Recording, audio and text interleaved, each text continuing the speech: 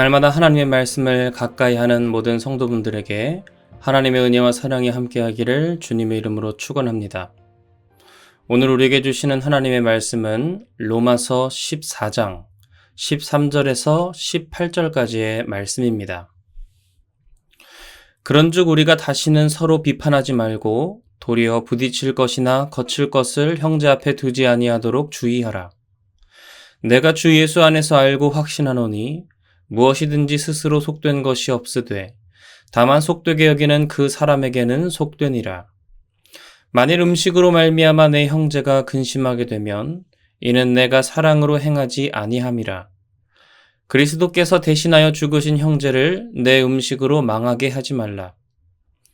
그러므로 너희의 선한 것이 비방을 받지 않게 하라. 하나님의 나라는 먹는 것과 마시는 것이 아니요 오직 성령 안에 있는 의와 평강과 희락이라. 이로써 그리스도를 섬기는 자는 하나님을 기쁘시게 하며 사람에게도 칭찬을 받느니라. 아멘. 지난 시간 우리는 사나 죽으나 모두 주님의 것이기에 서로를 받아주고 하나 되어야 함을 함께 나눴습니다. 예수님께서 우리를 구원하기 위해 죽으시고 다시 사신 것처럼 우리도 이제 나를 위해 사는 것이 아니라 오직 주님을 위해 살고 죽는 한 분, 아버지만을 주인으로 모시는 그 삶을 살아가야 함을 말씀을 통해 확인하였죠. 그렇게 우리가 하나님 안에서 서로 사랑하고 받아주는 화평한 공동체를 이룰 때 세상은 우리를 통해 희망을 발견하고 예수 그리스도께로 나올 수 있었습니다. 오늘은 이어서 바울이 로마 교회에게 전하는 특별 권면이 이어지는데요. 먼저 13절 말씀입니다. 그런즉 우리가 다시는 서로 비판하지 말고 도리어 부딪힐 것이나 거칠 것을 형제 앞에 두지 아니하도록 주의하라. 13절 말씀은 그런즉으로 시작합니다. 앞에 10절에서 12절 말씀에서 우리가 결국 종말 때 하나님의 심판대 앞에 서게 될 것을 바울은 설명하였죠. 하나님의 심판대 앞에 서는 것을 누구도 피할 수 없으니 그런즉 우리는 교회 안에서 서로 비판하지 말아야 하고 부딪힐 것이나 거칠 것을 두지 않도록 주의해야 합니다. 바울은 신앙 공동체 안에서 서로가 다르다는 이유로 비판하고 부딪히지 말아야 할 것을 전하고 있는 것이죠. 그리스도의 몸인 교회에서 성도가 서로 비난하고 헐뜯는다면 그것은 아주 심각한 문제가 됩니다.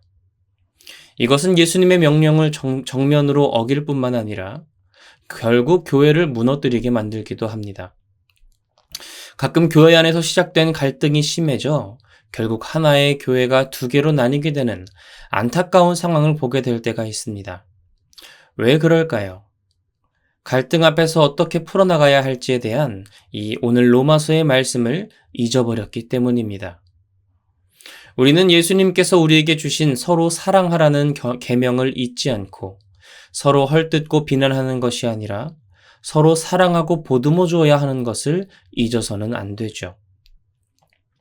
다음 14절 말씀입니다.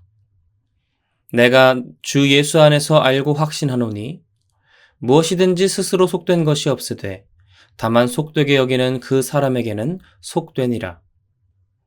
내가 주 예수 안에서 알고 확신하노니 바울은 여기서 로마 교회를 권면하는 것이 자신의 지식이나 확신이 아니라 그것이 주 예수 안에서 얻은 것임을 먼저 밝히고 있습니다.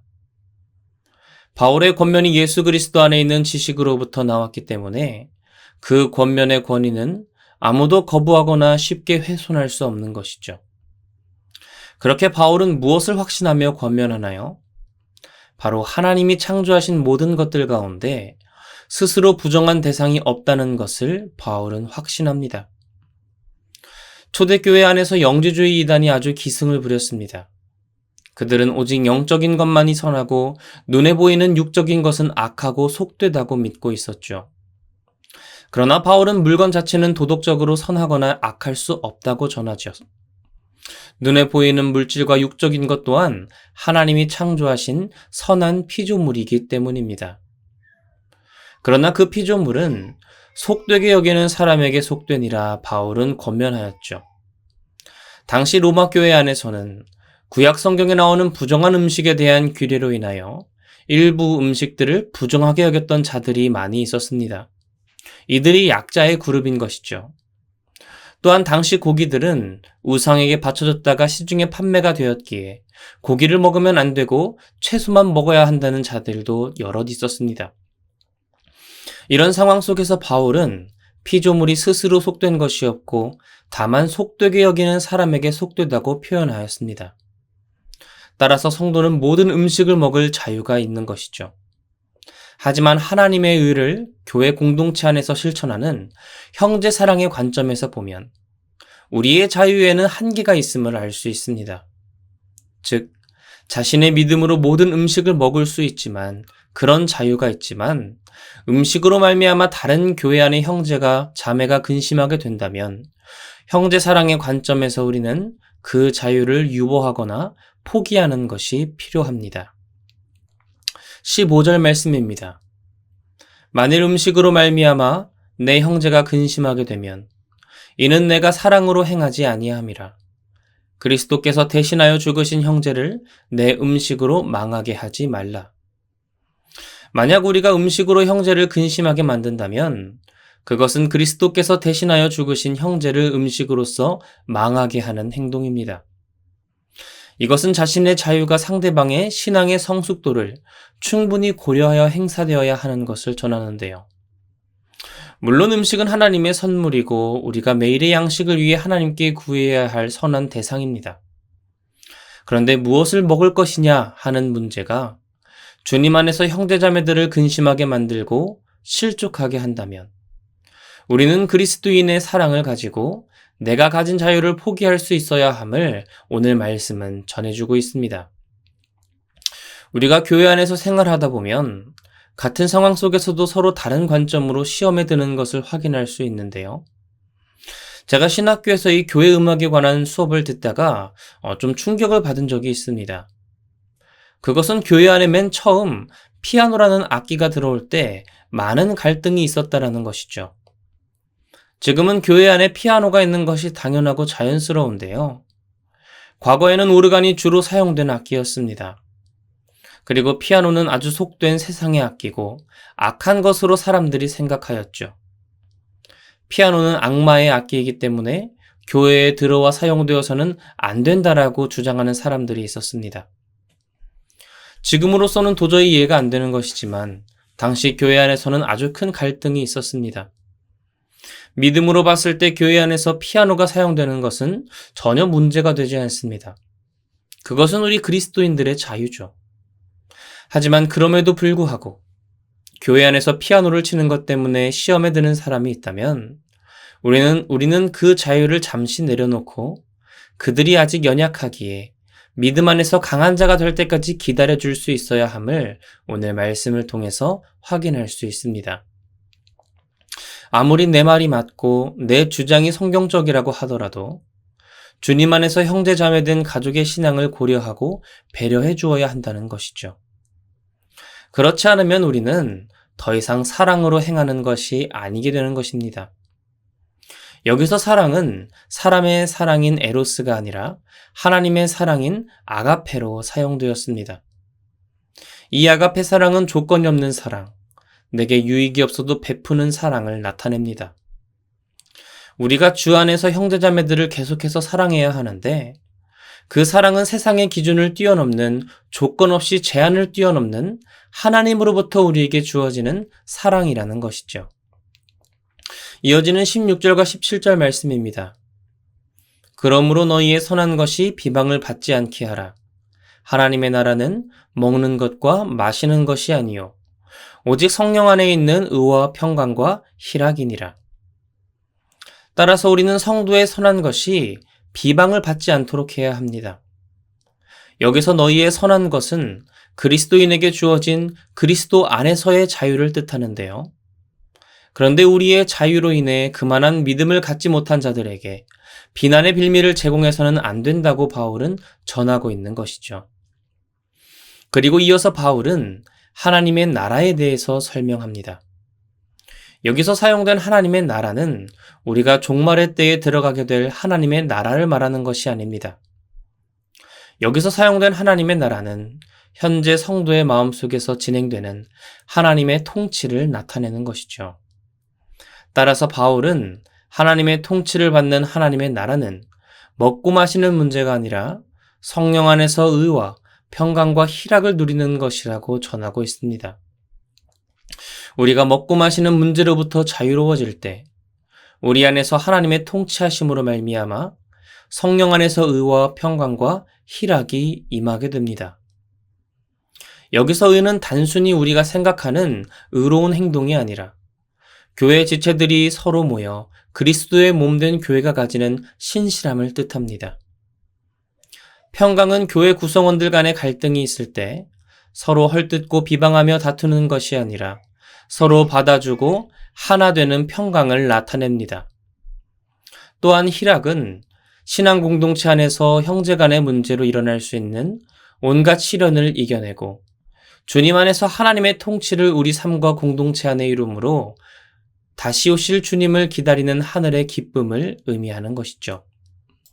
그리고 이 모든 것은 우리 안에 내주하시며 우리 교회 공동체 가운데 임재하시고 역사하시는 오직 성령 안에서 이루어짐을 오늘 말씀은 전해주고 있습니다. 우리 안에 하늘의 의와 평강과 희락이 임할 수 있는 것은 하나님의 통치가 내 삶과 교회 공동체 안에 함께할 수 있는 그 이유는 우리의 능력과 공로가 아닌 오직 우리를 도우시고 역사하시는 성령님의 능력과 은혜라는 것이죠. 마지막 18절 말씀입니다. 이로써 그리스도를 섬기는 자는 하나님을 기쁘시게 하며 사람에게도 칭찬을 받느니라. 이렇게 우리가 성령 안에서 모든 갈등을 의와 평강과 희락으로 변화시킬 때 그 모든 일은 하나님을 기쁘시게 하는 것임을 바울은 전하고 있습니다. 더 나아가 세상 사람들이 세상 공동체와는 다른 교회의 모습을 통해 교회를 인정하고 결국 하나님의 이름이 높임받는 귀한 일이라는 것을 우리는 잊어서는 안 됩니다. 사랑하는 성도 여러분, 교회 안에서 너무나 서로 다른 사람들이 모여 함께하기 때문에 그 가운데 의견 충돌과 입장 차이는 피할 수 없습니다. 그러나 그 갈등을 나의 힘으로 내 기준으로 해결하려고 한다면 결국 그 갈등은 교회를 나뉘게 하고 하나님의 마음을 아프게 만들죠. 그러나 그 갈등 속에서 성령님을 의지하고 예수 그리스도가 주신 자유 안에서 서로를 배려하고 보듬어주며 나아갈 때 우리 안에 그 갈등은 도리어 하나님을 기쁘시게 하는 기회가 될 수 있습니다. 성령 안에서 그 모든 갈등을 의와 평강과 희락으로 변화시킬 때 나와 우리 교회 공동체 가운데 하나님의 통치가 임하고 하나님의 나라가 임하게 되는 것이죠. 우리에게 임한 하나님의 나라를 통해 세상은 교회와 하나님을 인정하고 결국 진리의 빛 가운데로 나아오게 될 것입니다. 그렇게 하나님 안에서 귀하게 쓰임받고 하늘의 공동체를 이루어 나가는 저와 여러분이 되길 주님의 이름으로 축원합니다. 시간 함께 기도하겠습니다.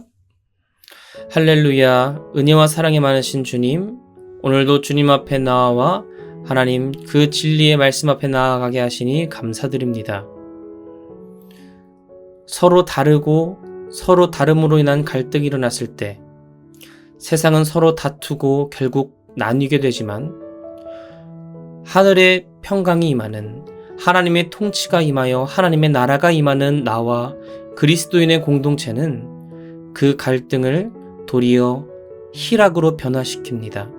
의와 평강으로 변화시킵니다. 그것이 성령 안에서 우리에게 주어진 하늘의 자유요, 하늘의 능력임을 우리가 기억하며 나아갈 때 세상은 우리를 통해 하나님을 인정하고 교회를 인정하고 결국 빛 대신 주님 안에 나오게 될 것입니다.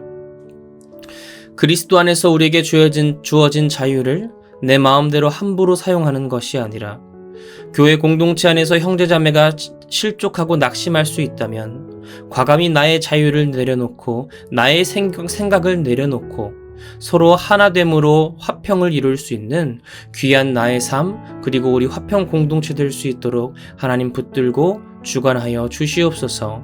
날마다 주께 가까이 나아가며 하나님께 영광 올려드리는 나와 우리 공동체 되기를 원합니다. 모든 것 주님께 맡겨드림의 모든 것 살아계신 예수 그리스도의 이름으로 기도드립니다. 아멘.